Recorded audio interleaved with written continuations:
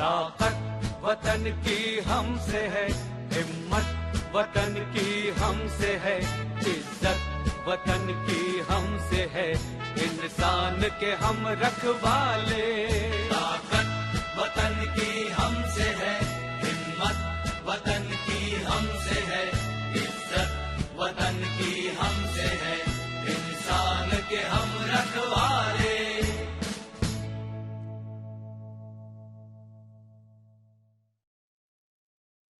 आज नहीं आने देंगे, हमारे धैर्य की परीक्षा लेने की गलती ना करे दुश्मन। गलवान में वीर जवानों का बलिदान व्यर्थ नहीं जाएगा, ये चंद पंक्तियां हैं army chief general M Naravane की।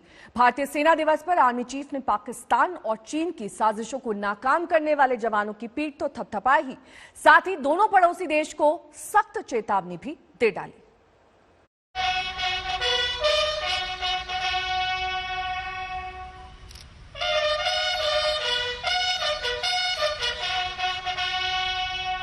भारतीय सेना देश के संप्रभुता और सुरक्षा पर कोई आंच नहीं आने देगी।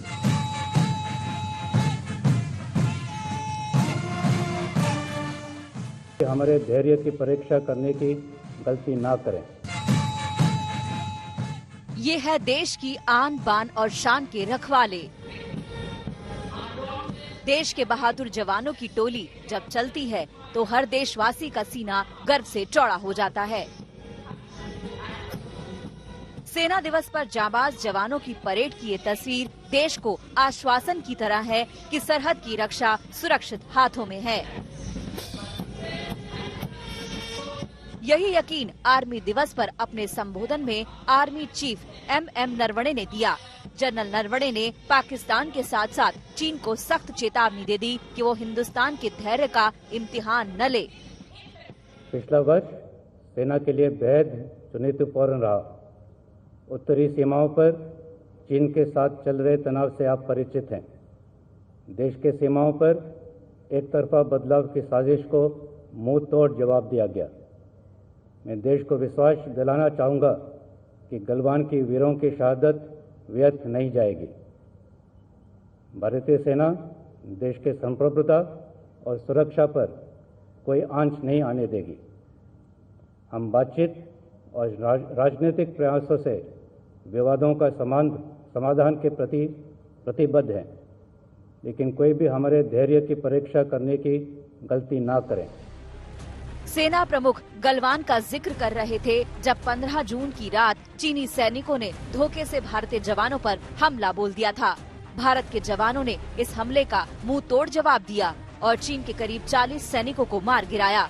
ये और बात है कि मुंह की खाने के बावजूद चीन इसे स्वीकार नहीं कर रहा और तब से LAC पर हालात तनावपूर्ण बने हुए हैं। स्थिति को नियंत्रण में लाने के लिए भारत और चीन के बीच सीनियर मिलिट्री कमांडर्स की अब तक 8 वार्ता हो चुकी हैं।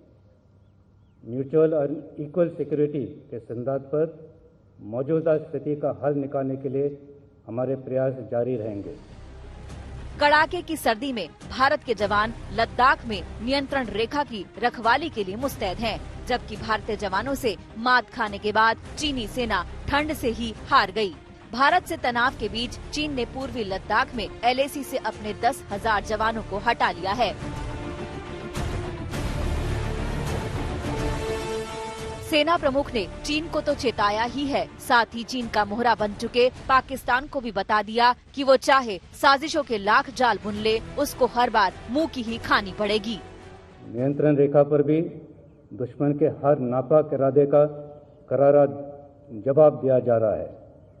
पाकिस्तान आतंकवादियों को पनाह देने की अपनी आदत से लाचार है। सीमा पर प्रशासन शिविरों में तकरीबन 300 से 400 आतंकवादी घुसपैठ करने की फिराक में बैठे हैं। पिछले वर्ष सीज फायर वायलेशन में 44% बढ़ोतरी हुई, जो कि पाकिस्तान के नापाक इरादों का सबूत है। सरहद पार से ड्रोन्स और टनल्स के द्वारा भी हथियार की स्मगलिंग करने की कोशिश की गई।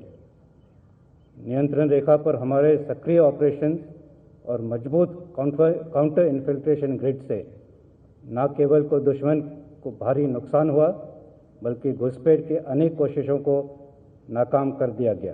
पिछले वर्ष सेना ने नियंत्रण रेखा और काउंटर टेररिस्ट ऑपरेशंस में 200 से भी अधिक आतंकवादियों को मार गिराया। इन प्रयासों से JNK में न केवल हिंसा की घटनाओं में काफ़ी गिरावट आई है, बल्कि अवाम को भी आतंकवाद से राहत मिली है। चीन और पाकिस्तान दो ऐसे पड़ोसी जो हर रोज हिंदुस्तान के खिलाफ नई नई साजिश का जाल बुनते हैं। हिमाकत का मुंह तोड़ जवाब मिलने के बावजूद ये नई हिमाकत से बाज नहीं आते। लेकिन इनकी हर हिमाकत का जवाब देने के लिए हर पल तैयार हैं देश के वीर सपूत, क्योंकि ताकत वतन की इनसे ही है। पाकिस्तान की साजिश पर बात करते हुए सेना प्रमुख ने सुरंग वाली साजिश का जिक्र किया है। पिछले दिनों सांबा और कठुआ जिले में कई सुरंगों का खुलासा हुआ।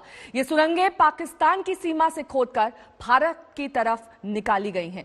BSF के मुताबिक इस साजिश में सिर्फ आतंकी नहीं, बल्कि वहां की सेना और खुफिया एजेंसी तक शामिल है। देखिए ये एक्सक्लूसिव रिपोर्ट।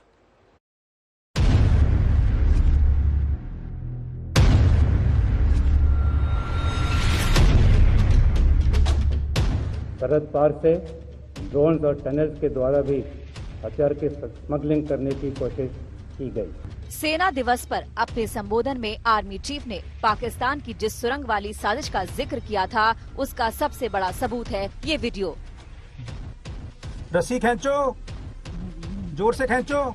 शक है कि करीब 150 मीटर लंबी और 25 से 30 फीट गहरी सुरंग आतंकवादियों की घुसपैठ या हथियारों की तस्करी के लिए बनाई गई थी। इसका एक सिरा पाकिस्तान के शकरगढ़ से जुड़ा हुआ है। करीब 150 मीटर लंबा है और पाकिस्तान के शकरगढ़ डिस्ट्रिक्ट में पाया जाता है और वहां से फिर ये इंडियन टेरिटरी में एंटर हुआ है। ये टनल करीब 25 से 30 फुट गहराई इसकी है और उसका जो डाया है वो करीब 2 से 2.5 फुट का है, जहां पर एग्जिट इंडियन साइड में है। और उसमें काफी सैंडबैग्स मिले हैं जो एग्जिट है, जिससे कि उसके माउथ को रीइंफोर्स किया गया है। भारत पाकिस्तान इंटरनेशनल बॉर्डर पर एंटी टनलिंग ड्राइव के दौरान अब तक ऐसी 3-4 सुरंगें पकड़ी जा चुकी हैं। BSF को शक है कि इसके पीछे सिर्फ आतंकी नहीं, बल्कि पाकिस्तान की सेना और खुफिया एजेंसी भी शामिल है। नहीं, ये सिर्फ टेररिस्ट का ही हाथ नहीं है इसमें। हालांकि टेररिस्ट हो सकता है इसमें बनाने में लगे होंगे, लेकिन इसमें पूरी एस्टेब्लिशमेंट की सपोर्ट है उनको, क्योंकि बॉर्डर के नजदीक में टनल बनाना जब तक पाकिस्तान रेंजर्स का परमिशन नहीं होगी वो नहीं आ सकते। पाकिस्तान आर्मी की परमिशन नहीं होगी वो नहीं आ सकते हैं। उनकी जो इंटेलिजेंस एजेंसीज हैं उनका जब तक कंकरेंस नहीं होगा तब तक वो नहीं आएंगे। और ये टनल बनाने में कम से कम 1-1.5 महीना लगता है। इस प्रकार से अगर कोई ग्रुप वहां पर ऑपरेट कर रहा है तो बगैर एस्टेब्लिशमेंट के नॉलेज के नहीं हो सकता। BSF के मुताबिक सांबा और कठुआ जिले में अब तक जो सुरंगें मिली हैं, उसकी बनावट हैरान करने वाली है। ऐसा लगता है किसी एक्सपर्ट की मदद से ये सुरंगें खोदी गई हो। वो एक प्रॉपर इंजीनियरिंग एफर्ट जिस प्रकार से इसमें लगी हो उस प्रकार से है। तो कहीं ना कहीं ये जो लोग इसको टनल को बनाते हैं ये कहीं ना कहीं बाहर से ट्रेनिंग लेके जरूर आए हुए हैं, ये मेरा मानना है। पाकिस्तान के बाहर से क्या आपका इशारा चीन या किसी और कंट्री? कोई भी कंट्री से हो सकता है जिनके साथ में इनके रिलेशंस अच्छे होंगे, जो लोग इंडिया को डिस्टर्ब करना चाहते हैं और इस प्रकार की उनको असिस्टेंस दी होगी, ऐसे लोग हो सकते हैं। क्या चाइनीज फुटप्रिंट मिला? अभी ये कहना बहुत मुश्किल है कि कौन इसमें इन्वॉल्व है, लेकिन मेरा अपना मानना है कि इसमें कहीं ना कहीं इन्होंने कहीं ट्रेनिंग बाहर ली है। सुरक्षा बलों ने सीमा पार की इस गुस्ताखी को बेहद संजीदगी से लिया है। साजिश की सुरंग का खुलासा होने के बाद IG BSF जम्मू रेंज ने दिल्ली आकर DG BSF राकेश अस्थाना को पूरे मामले की जानकारी दी है। सुरंग वाली साजिश का खुलासा करने के साथ साथ BSF ने आतंकी घुसपैठ और BAT की मूवमेंट को भी ट्रैप किया है। आज तक के पास ऐसे वीडियो हैं जो पाकिस्तान की साजिश को बेनकाब करते हैं। पाकिस्तान की साजिश का वीडियो नंबर 1। ये वीडियो 15 सितंबर 2020 का है, जब रात के करीब 12 बजे पाकिस्तान की BAT टीम की घुसपैठ को BSF ने नाकाम कर दिया था। पाकिस्तान की साजिश का वीडियो नंबर 2। ये वीडियो 26 सितंबर 2020 का है। इस वीडियो में पाकिस्तान की बॉर्डर एक्शन टीम फिर घुसपैठ की नाकाम कोशिश करती नजर आ रही है। पाकिस्तान की साजिश का वीडियो नंबर 3। ड्रोन कैमरे के इस वीडियो में पाकिस्तान की जंगल वाली साजिश का खुलासा हुआ है। अपनी सीमा में पाकिस्तान आर्मी और ISI ने आतंकवादियों को आड़ देने के लिए नए नए जंगल बसाए हैं। पाकिस्तान की साजिश का वीडियो नंबर 4। सरहद के बीच की ये बाउंड्री आपको साफ साफ दिखाई दे रही होगी। अब देखिए पाकिस्तान की सरजमी का ये हिस्सा। काले कपड़ों में चहलकदमी हो रही है। ये कोई और नहीं बल्कि वही बॉर्डर एक्शन टीम की पाकिस्तान टीम है जो घुसपैठ की कोशिश में थे। दिल्ली से अरविंद ओझा के साथ आज तक ब्यूरो। पाकिस्तान की साजिश तो आपने देख ली। अब लौटते हैं सेना दिवस पर आर्मी चीफ के संबोधन पर, क्योंकि आर्मी चीफ ने अपने संबोधन में आत्मनिर्भर भारत के नारे को बुलंद किया। उन्होंने कहा कि स्वदेशी तरीके से सेना के आधुनिकीकरण का काम जोरों पर है। उभरती टेक्नोलॉजी जैसे कि artificial intelligence, blockchain, quantum computing, unmanned systems, directed energy weapons और स्वॉर्म ड्रोन्स के क्षेत्रों में भी देश के अग्रणी शिक्षा संस्थानों के साथ जैसे IITs इनके साथ काम जारी है। आधुनिकीकरण के इन प्रयासों के साथ इंफ्रास्ट्रक्चर में भी तेजी से सुधार हुआ है, जो कि अपने आप में एक बड़ी उपलब्धि है। सेना के आधुनिकीकरण के ये प्रयास आदरणीय प्रधानमंत्री के आत्मनिर्भर भारत की पहल का एक अभिन्न हिस्सा है। भारतीय सेना मेक इन इंडिया के तहत 32,000 करोड़ के 29 आधुनिकीकरण प्रोजेक्ट्स की पहचान कर चुकी है। प्राइवेट इंडस्ट्री, MSME और एकेडमिया के साथ मिलकर सेना एक आत्मनिर्भर डिफेंस इकोसिस्टम बनाने में महत्वपूर्ण योगदान दे रही है। इससे स्वदेशी टेक्नोलॉजी को बढ़ावा मिलेगा और इंपोर्ट्स पर हमारी निर्भरता कम होगी। तो भारतीय सेना में स्वदेशी हथियारों और उपकरणों की भरमार है। सेना दिवस से पहले भारतीय सेना ने defence research and development organisation यानी कि DRDO के साथ मिलकर एक प्रदर्शनी का आयोजन किया था, जिसमें एक से बढ़कर एक शानदार हथियारों को प्रदर्शित किया जा रहा है। ये हथियार पूरी तरह से भारत में विकसित हुए हैं।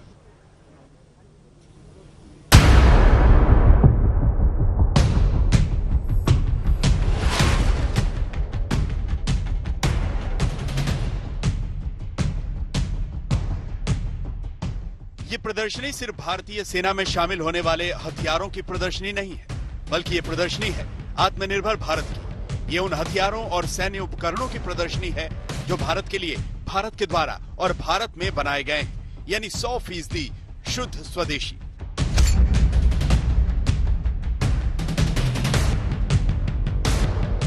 अब इस मशीन पिस्टल को ही ले लीजिए।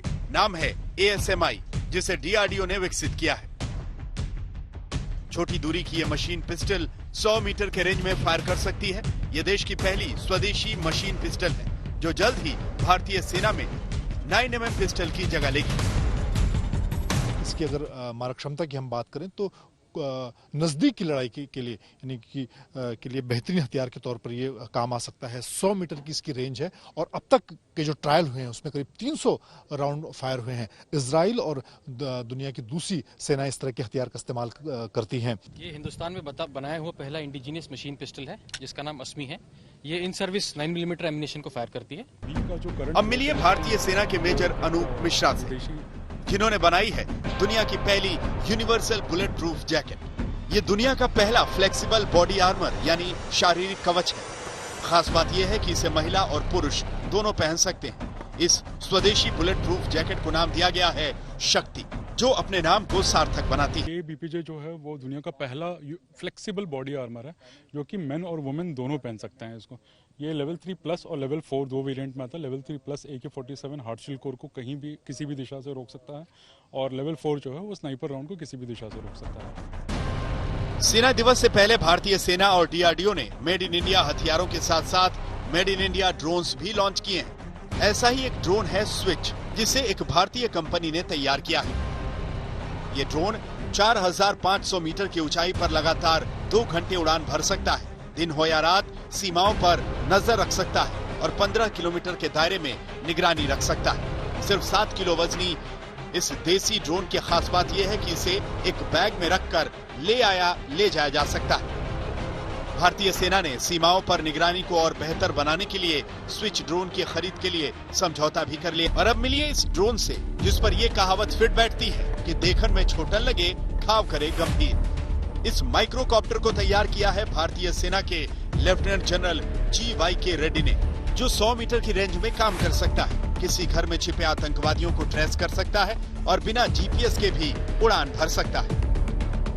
हम आपको दिखा रहे हैं कि मेक इन इंडिया के जरिए खुद सेना ने इस तरह के माइक्रोकॉप्टर तैयार किए हैं जिन्हें स्पेशल ऑपरेशन में आने वाले दिनों में जिनका इस्तेमाल हो सकता है। हमें किसी भी टेररिस्ट जो भी एक बिल्डिंग में छुपा हुआ हो उसको पकड़ने के लिए हम एक बंदे को खुद जाके उसको इंस्पेक्ट करना पड़ता था, तो अब वो ये ड्रोन सेम कार्रवाई करेगा। अब इससे फायदा ये होगा कि उस बंदे की जान जोखिम में नहीं होगी। एक एक पुर्जा, एक एक तकनीक, एकदम 100% स्वदेशी, लेकिन खासियतें वर्ल्ड क्लास। इस प्रदर्शनी में शामिल सारे हथियार और उपकरण मेक इन इंडिया की ताकत को प्रदर्शित कर रहे हैं। और ये तो सिर्फ झांकी है रक्षा क्षेत्र में आत्मनिर्भर होते भारत की। मंजीत नेगी, दिल्ली, आज तक। गुरुवार को दिल्ली का न्यूनतम तापमान 2 डिग्री तक गिर गया। ये साल का दूसरा सबसे ठंडा दिन दर्ज किया गया। आज भी जबरदस्त ठंड है। शीतलहरी से निजात मिलने की फिलहाल उम्मीद नहीं है।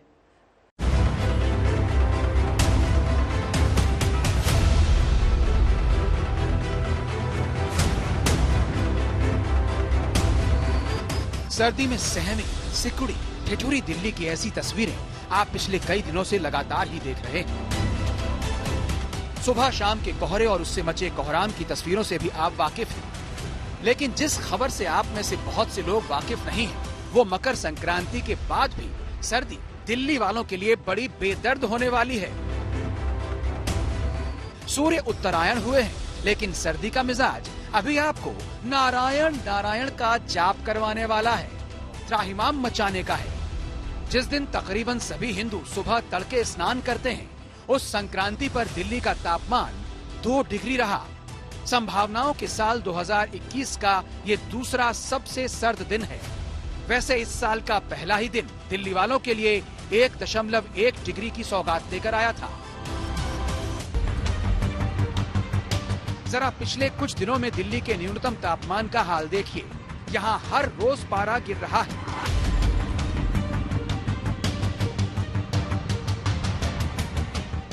9 जनवरी 10.8 डिग्री सेल्सियस, 10 जनवरी 7.8, 11 जनवरी 7 डिग्री सेल्सियस, 12 जनवरी 4.3 डिग्री सेल्सियस, 13 जनवरी 3.2 और 14 जनवरी 2 डिग्री सेल्सियस। ये जो उत्तर भारत में अचानक श्रीनगर से दिल्ली तक जो टेम्परेचर नीचे जा रहा है, क्या वजह है, कब तक चलेगा, क्या आपके पास इसके बारे में? देखेंगे कि जो हमारे पास बीते दिनों में वेस्टर्न डिस्टर्बेंस पास हुआ था, वो 2 वेस्टर्न डिस्टर्बेंस थे, उनका इफेक्ट अभी कम हो गया और वो हमारे पास से आगे की तरफ चले गए हैं। जब भी वेस्टर्न डिस्टर्बेंस पास हो जाते हैं, उसके बाद हवाओं की दिशा में परिवर्तन होता है और हवाएं उत्तरी पश्चिमी भी चल रही हैं, जो कि जम्मू कश्मीर और हिमाचल प्रदेश से आ रही है और वहाँ पर अच्छी बर्फबारी हुई है हमारे पास और रेनफॉल भी हुई है। तो उसके चलते जो ठंडी हवाएं हैं हमारे पास, कोल्ड एयर एडवेक्शन हो रहा है दिल्ली NCR तक और तापमान में गिरावट हुई। साथ ही साथ देखेंगे जो आसमान में बादल भी नहीं है हमारे पास। तो लास्ट बीते 3 दिनों में देखेंगे बिल्कुल क्लाउड नहीं थे पूरे नॉर्थ वेस्ट इंडिया में, साथ साथ दिल्ली NCR में। इसलिए दिल्ली NCR में भी तापमान गिरा है और पूरे नॉर्थ वेस्ट इंडिया में भी तापमान गिरा है। तो ये जो है इसके चलते हमारे पास कोल्ड वेव और कोल्ड डे की सिचुएशन पूरे रीजन में पंजाब, हरियाणा, दिल्ली NCR, पश्चिमी उत्तर प्रदेश, पूर्वी उत्तर प्रदेश में बनी हुई है। बीच बीच में शीतलहर का प्रकोप आता जाता रहेगा। मसलन अगर आप दिल्ली NCR में हैं, तो 19 जनवरी के बाद आपको थोड़ी बहुत राहत मिलेगी। लेकिन गणतंत्र दिवस के आसपास बेदर्द सर्दी एक बार फिर जान का इम्तिहान लेने आएगी, ठीक वैसे ही जैसे आज ले रही है। कुमार कुणाल के साथ हिमांशु मिश्रा, दिल्ली, आज तक। कोई खूंखार जंगली जानवर इंसानों के बीच जाए तो चीख पुकार मच जाती है, भगदड़ मच जाती है। लेकिन कुल्लू में जो कुछ हुआ उसे देखकर आप हैरान रह जाएंगे। यहाँ एक हिंसक जानवर ऐसा भी हो सकता है, इसकी हैरत अंगेज तस्वीरें सामने आई।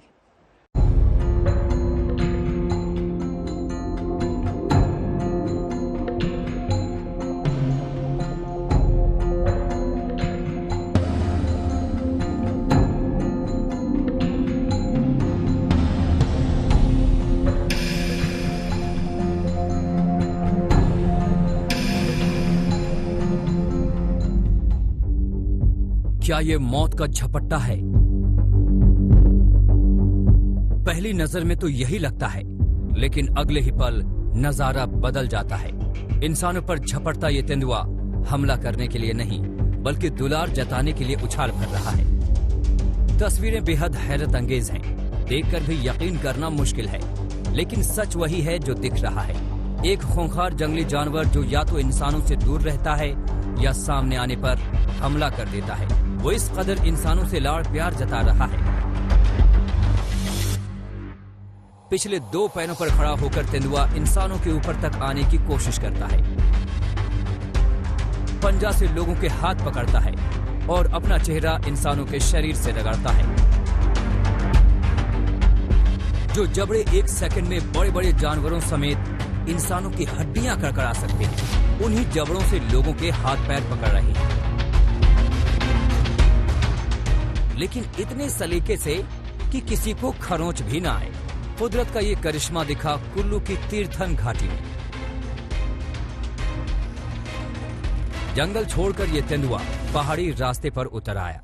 रास्ते से गुजर रही गाड़ियों को देखकर भी ये नहीं भागा, तो लोग भी रुक गए। तेंदुए का आमंत्रण कुछ ऐसा था कि लोग गाड़ियों से उतरकर नीचे आ गए। फिर तो जो खेल शुरू हुआ वो गजब ही था। जंगल का ये शिकारी किसी पालतू बिल्ली की तरह लोगों के पास जाकर लाड़ दुलार जताने लगा।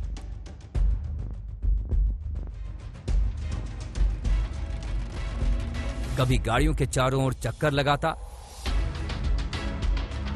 कभी एक शख्स के पास तो कभी दूसरे, कभी छलांग मारता तो कभी सड़क की डेहरी पर चढ़ जाता।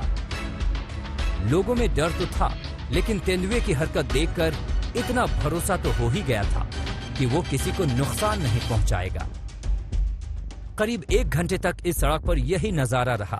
यात्रियों ने तेंदुए का वीडियो बनाया, सेल्फी भी ली, और जब मन भर गया तो तेंदुआ जिस रास्ते आया था वहीं से जंगल में लौट गया। इंसानों के साथ इस जंगली जानवर का जाने कौन सा रिश्ता था, कौन जाने, लेकिन कुछ तो बाकी था जिसको तलाशते हुए ये तेंदुआ इंसानों के बीच इस कदर घुल मिल गया। कुल्लू से मनमिंदर अरोड़ा, आज तक।